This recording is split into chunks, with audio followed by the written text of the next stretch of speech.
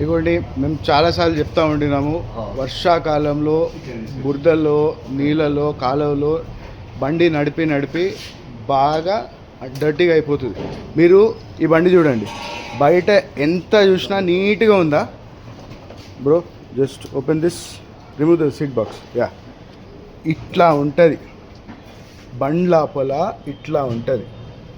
బురద నీళ్ళు ఉన్న నీళ్ళు అంతా దీనిలో పోతే, అందుకనే మీరు ఒక ప్రాబ్లంతో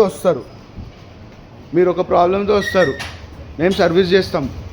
తర్వాత ఏమవుతుంది, అరే ఇంకో ప్రాబ్లం ఎట్లా వచ్చింది, మేము ఏం చేయలే, మా బండి నడుస్తూ ఉన్నది, ఇంత నీట్గా ఉంది బండి. సో ఇది ఇష్యూ అవుతుంది. ఫర్ ఎగ్జాంపుల్ ఈ ఓలా బండి చూసుకోండి, ఇదంతా ఇంత డస్ట్ చూస్తుర్రా. ఇదైతే క్లీన్ చేసిన తర్వాత దీని హాలత్ ఇట్లా ఉన్నది, లేకపోతే ఇట్లా పొట్లులాగా ఇట్లా డస్ట్ అంతా ఇక్కడ పడిపోయి ఉండేది, మట్టి.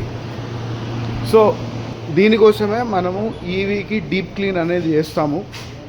మీది ఓలా ఉన్నా ఏతర్ ఉన్నా, అసలు ఓలా బండ్లకి అయితే చాలా ఇబ్బంది, ఎందుకంటే లోపల ఈ డస్ట్ అంతా బాగా కలెక్ట్ అయిపోతుంది. ఇప్పుడు చూడండి, ఇక్కడ ఉన్నది కదా, ఇక్కడ ఇట్లా, అలాగే ఈ బండ్లన్నిటికీ లోపల డస్ట్ బాగా కలెక్ట్ అయిపోతుంది.